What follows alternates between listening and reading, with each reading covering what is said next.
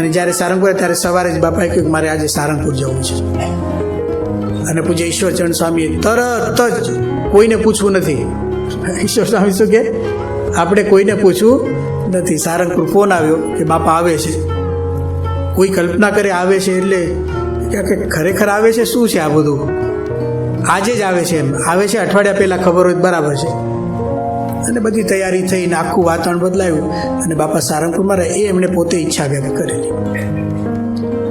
એ આખો પ્રસંગ હું તમને કહી દઉં કે 2011ની સાલમાં ભરૂચની અંદર બાપાને થોડુંક હૃદયનો પ્રશ્ન થયો, એટેક જેવું આવ્યું હતું.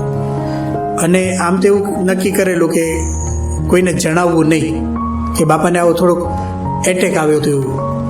પણ એ ત્યાર પછી બાપા મુંબઈ આવ્યા અને પછી અમેરિકાનો જ કંઈક કાર્યક્રમ કંઈક હતો, અક્ષરધામનું હતું. અને પછી નીચે સભામાં બેઠા તો સભામાં જાહેરમાં વાત કરી. સ્વામી કે અમે તો ઉપડી ગયા હતા તો ભગવાન ત્યાંથી પાછા આવ્યા. એટલે કોઈને કહેવાનું નથી પણ આ થયું એ. પણ એના બીજા કે ત્રીજે દિવસે બાપાએ યોગીચરણ સ્વામીને વાત કરી, બહુ સાહજિકતાથી, ઉદાસ થઈને કે બીકમાં કે એવું કશું જ નહીં, આમ સેજે સેજે વાત કરતા ને પોતાની ઈચ્છાઓની. સ્વામી કે મારા મનમાં એવું રહે છે, મારી ઈચ્છા એવી છે કે મારો દેહ સારંગપુરમાં પડે તો સારું. બીજી વાત સ્વામીએ કરી કે કદાચ એવું બને કે હું બીજે હોઉં તો મને સારંગપુર લઈ જજો. આજે કેવી સરળતા જુઓ.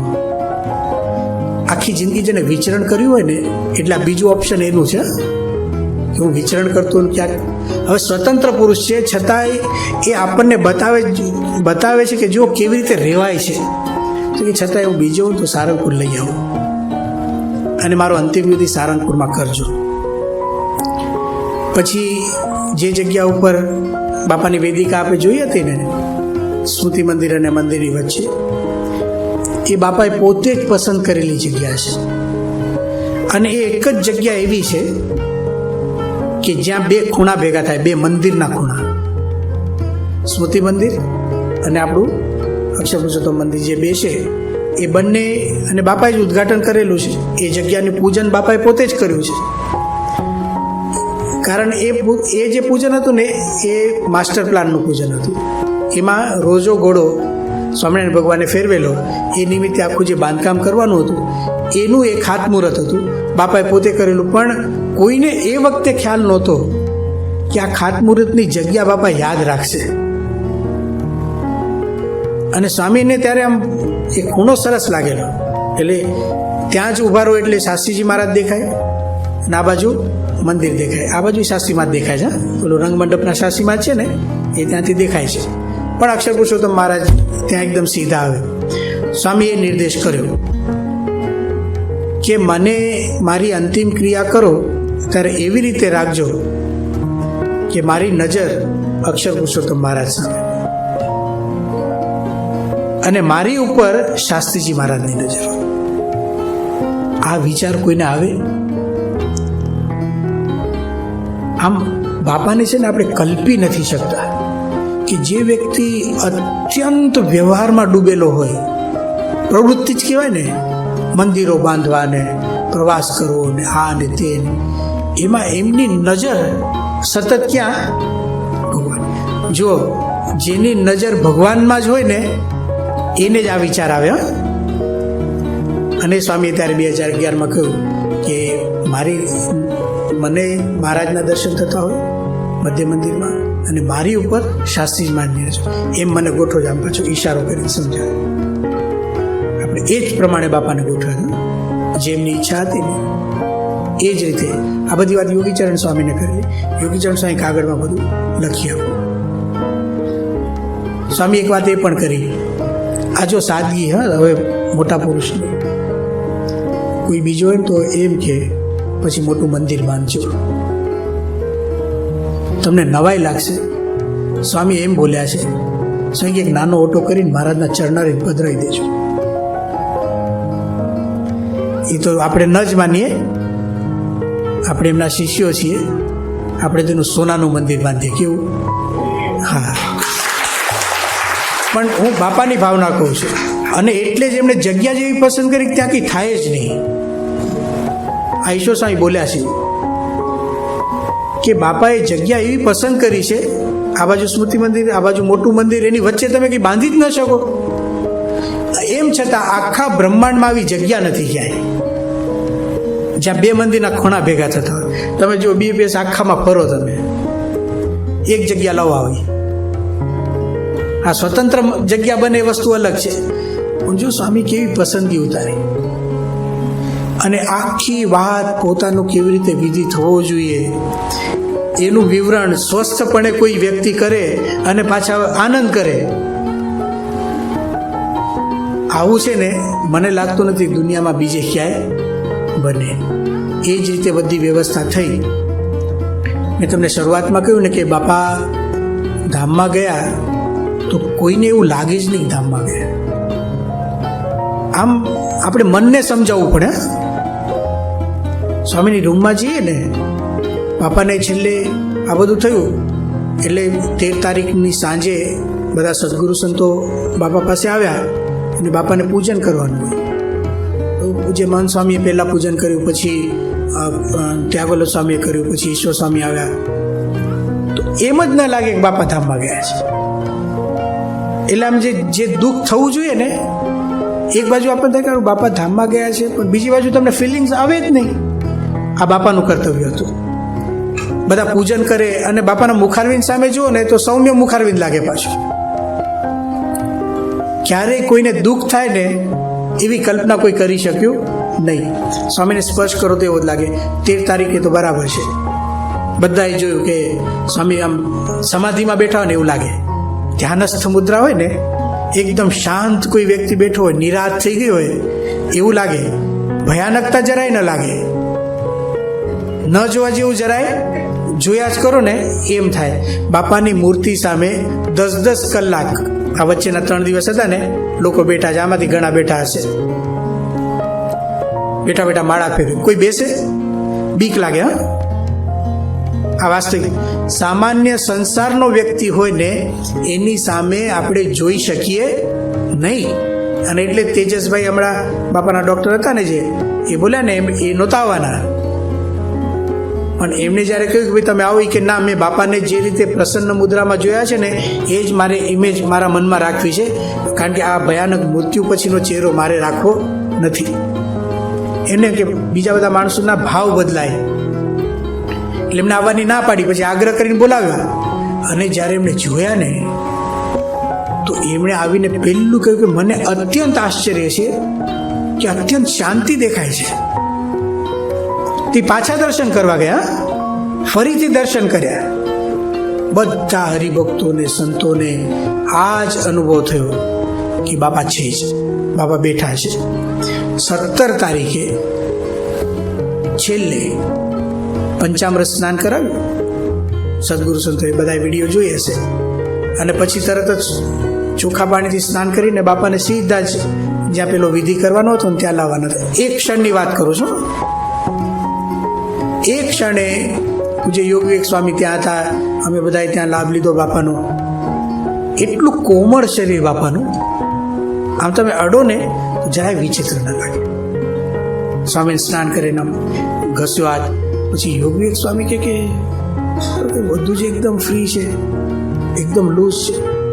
તો જેમ બાપા હતા ને પગ હલાવે ને એવી રીતે એમને પગ હલાવ્યો બાપાનો. એવો ચાલે પાછું, આમ તમે ફેરવો ને તો એમ જ ફરે. આમ તમને મનાય જ નહીં કે બાપા નથી, એટલી કોમળતા. એ તો ઠીક, પણ 13 તારીખે બાપાએ દેહ મૂક્યો ને 17 તારીખ ઘણા બધા દિવસ થઈ ગયા ને, તો શરીરના ગંધમાં તો ફેર પડે કે નહીં?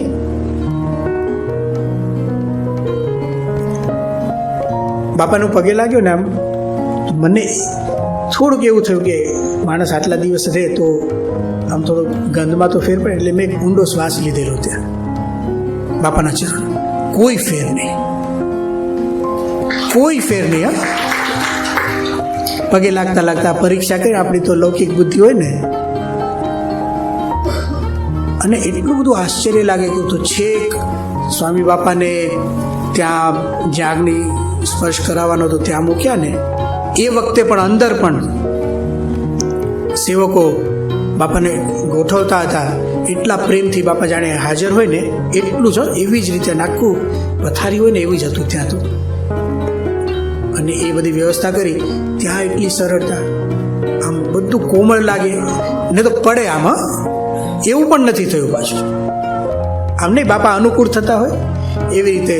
અને હમણાં સરળતાની વાત કરી અક્ષરાનંદ સ્વામીએ, બાપાની છેલ્લી મુદ્રા જે હતી ને, જ્યારે પોઢ્યા છે ઉપર, આમ હાથ જોડે આખી જિંદગી સેવક રહ્યા અને ત્યાં પણ એ જ સેવક ભાવ એવી જ રીતે બાપાને આખું થયું. પણ મારે કહેવાનું તાત્પર્ય શું છે કે સ્વામી બાપા આપણી સાથે રહ્યા છે, એ આપણો પ્રાણ હતા. એને આપણને નાની નાની વસ્તુઓ શીખવાડી. સામાન્ય વસ્તુ ધંધો કેમ કરવો ને ઘણાને ખખડાવીને શીખવાડ્યો હશે. નોકરી કેમ કરવી નહીં, ઘણા હરિભક્તો બિચારા કેવા બુદ્ધિ વગર ના હોય, એને ધંધો કરતા આવડે. બાપા એની પર ખીજાય કે તું બુદ્ધિ વગર, તને ધંધો કરતા આવડતું નથી. બાપા પાછા સમજાવે. ગાંધીનગરમાં આપણા એક હરિભક્ત છે, આફ્રિકાના છે, અત્યારે ગાંધીનગરમાં રહે છે. સ્વામીએ એને કીધું કે તું આ બેંકની અંદર આટલા પૈસા મૂક, મને મૂક્યા વગર, તારે પૂછ્યા વગર ઉપાડવાના નહીં. કેમ? પેલો ઉપાડે ને ગમે ત્યાં વાપરી નાખે. ચિંતા કોણ કરે છે? બાપા ચિંતા કરે. એવી રીતે બાપા આપણી સાથે રહ્યા છે, તો આપણે બાપાને યાદ કરવાના. કોઈ દિવસ આ તો ઠીક છે શ્રદ્ધાંજલિ સભા નામ આપે છે, બાપાની ક્યારેય આપણે શ્રદ્ધાંજલિ કરવાની નથી. બાપા સદાય પ્રગટ છે.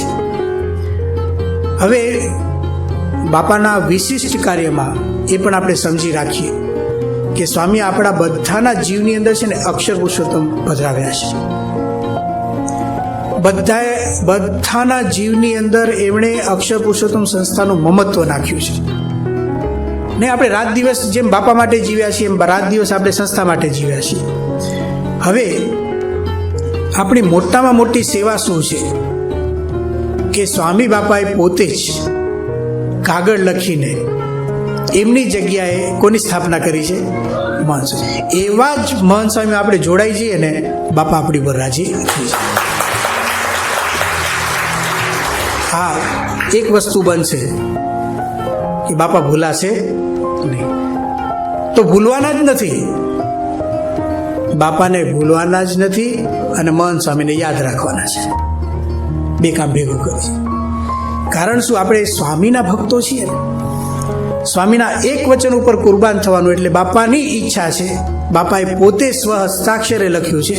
આપણા બધાનું કર્તવ્ય એ છે કે હવે આપણે મહંત સ્વામીની આજ્ઞામાં રહીએ.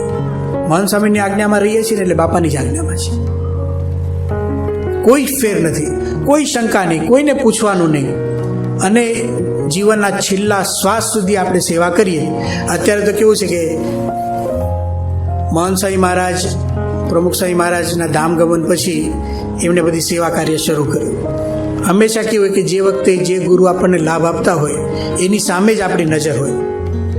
જેમ યોગીજી મહારાજ હતા ત્યારે પ્રમુખ સ્વામી મહારાજની સામે કોઈની નજર ન હોય. એ વખતે શું કરતા કોઈને ખબર ન હોય. હવે આપણને બધી પાછળથી ખબર પડે. એમ અત્યાર સુધી આપણી નજર ન હોય મહંત સ્વામી સામે, એટલે આપણને કંઈ ખબર પણ ન હોય. એમને પણ એવી રીતે લાભ આપેલો ન હોય. હવે મહંત સ્વામીની હાજરીમાં સારંગપુરની અંદર 5 દિવસ પારાયણ થયેલી બાપા માટે. પૂજ્ય વિવેક સાગર સ્વામી વાંચતા હતા અને રોજ 3 ટાઈમ મહંત સ્વામી ભોજન ગ્રહણ કરે એ વખતે બાપાના પ્રસંગો કહેવાય. હવે જે જગ્યા ઉપર ભોજન કરતા હતા એ ભોજન ખંડ બાપા જ્યાં જમતા ત્યાં મહંત સ્વામી જમતા હતા. એટલે જાહેરાત એવી કરી કે બધાએ આ ભોજન ખંડના જ પ્રસંગો કહેવાના બાપાના. 5 દિવસ સુધી એ ભોજન ખંડના જ પ્રસંગો ચાલ્યા. બધા બાપાના પ્રસંગો એક પછી એક બધા બોલે, જેની ઈચ્છા થાય એ બધા બોલે. ખૂટ્યા જ નહીં, ખૂટે જ નહીં, ખૂટે જ નહીં. પછી મહંત સ્વામી બોલ્યા કે બાપાની ઈચ્છા છે, બાપાનું કાર્ય છે, સેજે સેજે બધું થઈ જશે. શું બોલ્યા? સેજે સેજે બધું થઈ જશે. આમાં આપણે કોઈએ ચિંતા કરવાની નથી. આપણે કોઈ વિશેષ પ્રયત્ન કરવાનો નથી. નહીં, ઘણીવાર અમુક હરિભક્તો પૂછે છે કે ભાઈ અમે ધ્યાન કરીએ તો પ્રમુખ સ્વામી મહારાજનું કરીએ છીએ, તો હવે શું કરવું? ને ઘણાને આવો પ્રશ્ન તમારામાંથી થતો હશે પ્રમુખ સ્વામી મહારાજનું ધ્યાન કરવામાં કાંઈ વાંધો નથી. હા, એમ મનમાં ન કરવું કે ભાઈ મહંત સ્વામીનું ન કરાય, એવું થાય ને તો ગડબડ સમજવાની. હા, પાછી મહંત સ્વામી યાદ આવે તો એમનું ધ્યાન કરવું, અને પ્રમુખ સ્વામી મહારાજ યાદ આવે તો એમનું ધ્યાન. હવે આપણા માટે બે તત્વો જુદા છે નહીં, કાંઈ જ ચિંતા કરવાની નહીં. બહુ જ સહજપણે. અને તમે જુઓ કે બાપાનું સૌથી મોટું કામ હોય ને 1000 મંદિર બાંધવા, 1000 સંતો કરવા કે શાસ્ત્રો રચાવવા, એના કરતાં પણ પોતે પ્રગટ રહેવું ને ગુરુ પરંપરા અખંડ રાખવીને મોટું કામ છે. એ કાર્ય પ્રમુખ સ્વામી મહારાજે કર્યું. ને તો આજ તમે જુઓ, ધારો કે પોતાના ઉત્તરાધિકારીની જાહેરાત જ ન થઈ હોત તો શું હોત? બાપા તો એટલા બુદ્ધિશાળી છે ને, હવે આપણને ખબર પડે છે. પાછા પોતે લખીને ગયા, BAPSની ચિંતા કેટલી છે તમે જુઓ. અને બહુ સ્પષ્ટ શબ્દોમાં એમણે આપણને આવું સરસ લખીને આપ્યું. તો ખરેખર પ્રમુખ સ્વામી મહારાજ આપણો પ્રાણ હતા, પ્રાણ છે. આપણે એમને યાદ કરીએ. દરેક બાપાના વાલા ભક્તોને એક વિનંતી છે, જેની સાથે જેટલા પ્રસંગો બાપાના બન્યા હોય ને, જો તમે લખી શકતા હો તો લખી નાખજો, અને લખી ન શકતા હો તો તમારે શું કરવાનું, ઘરે બેસીને પેલું, હવે તો ઇલેક્ટ્રોનિક સાધનો બધા બહુ જ આવી ગયા છે, તમારે શરૂ કરીને બોલવાનું ચાલુ કરી દેવાનું, બધું રેકોર્ડિંગ થઈ જશે. એક મોટી સેવા થશે. કારણ કે આટલો બધો ઇતિહાસ છે, એ બધો ઇતિહાસ જો સચવાઈ જાય તો ભવિષ્યમાં કેટલું બધું બાપા માટે આપણે લખી શકીએ.